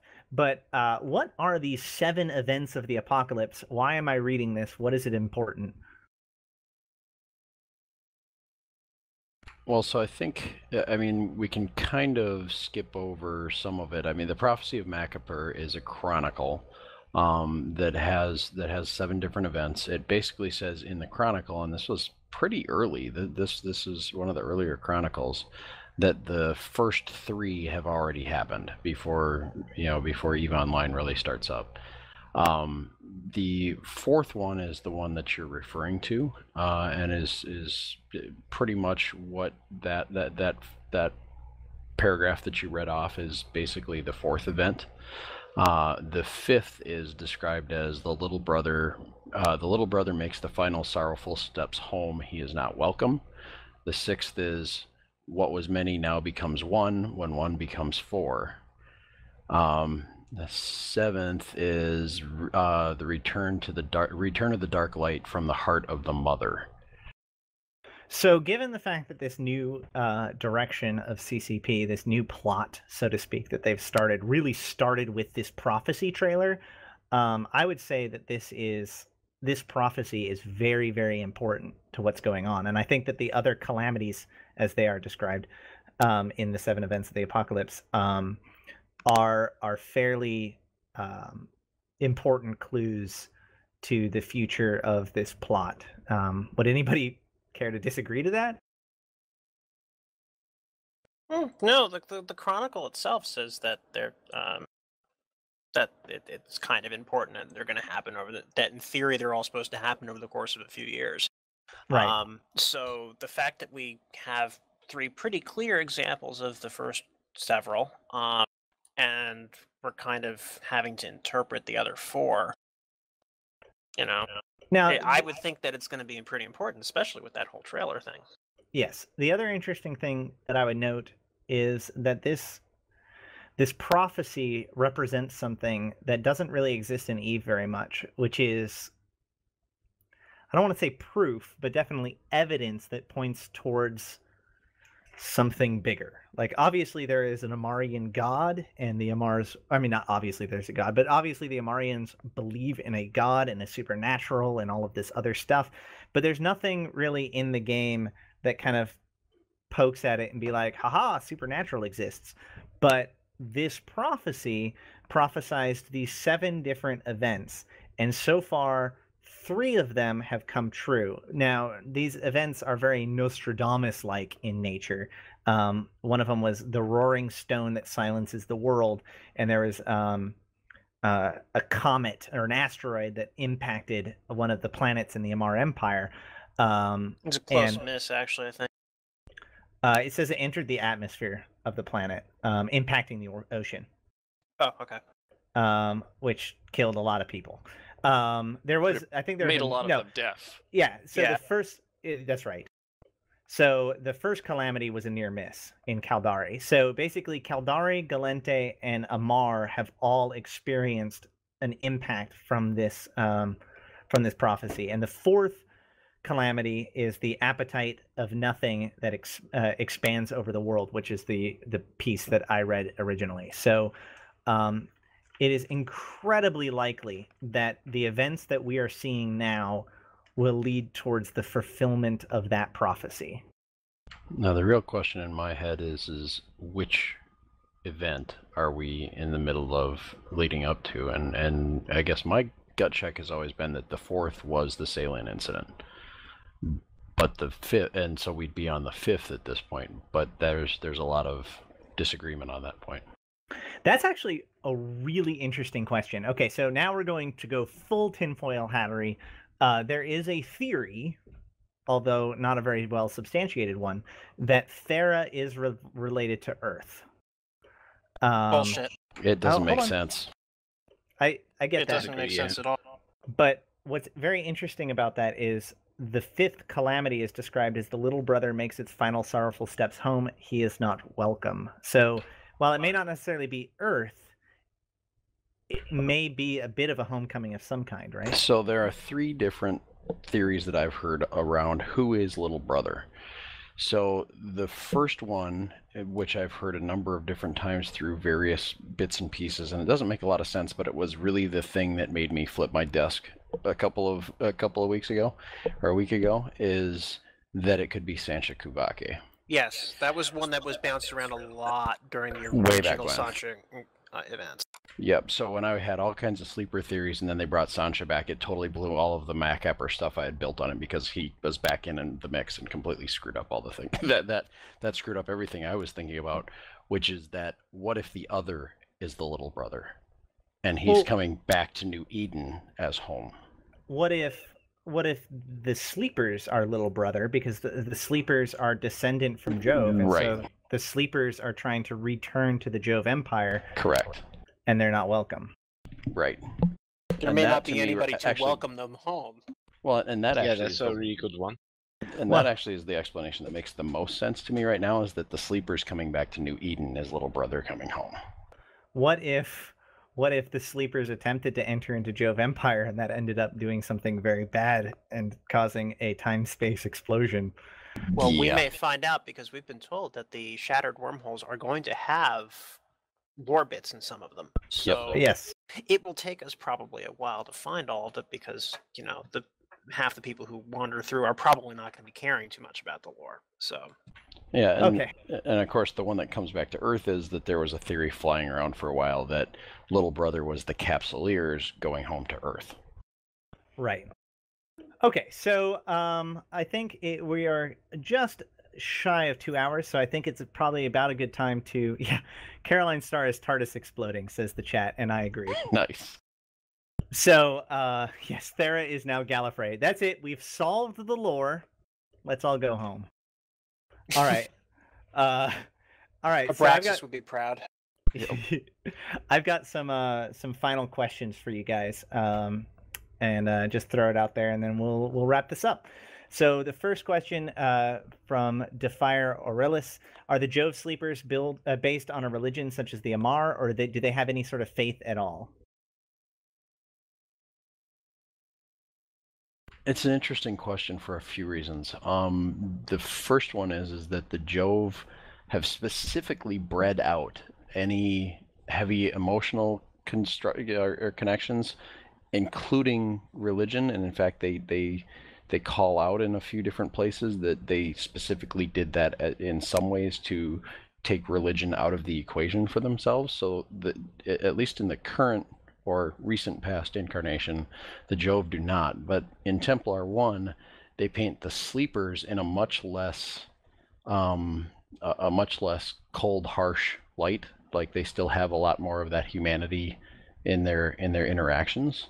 So there's sort of a question there. The other piece of it is that there's a chronicle called Amitat and Avatat, which is actually theorized to potentially be Jove visitors to the Amarian worlds way, way, way back when, and essentially doing stand-in work as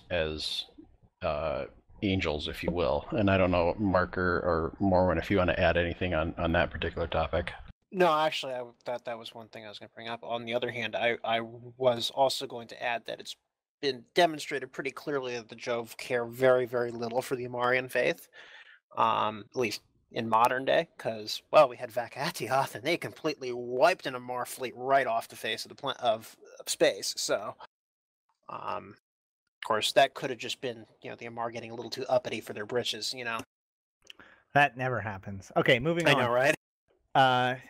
This is going to be... Okay, I'm going to ask you guys to be very quick with this answer, because it's getting to the end. But who are the Talokan? I've always assumed that the Talokan were the first empire of Jove, and that is Mako asked that. Okay, so the Talokan, they were another settler civilization, and for reasons that are not quite completely clear, they managed to move on really, really quickly from New Eden to somewhere else, which also ended up to be the place where wormhole space is sort of now. And they probably were among the first to discover the technology to create large distance gates, and that's how they ended up there, because you can find ancient Talokan stargates in some regions of Kaldari space, and you can also find them in wormhole space. So somehow the Talokan had moved to wormhole space, or what is now wormhole space, much earlier than all the other civilizations.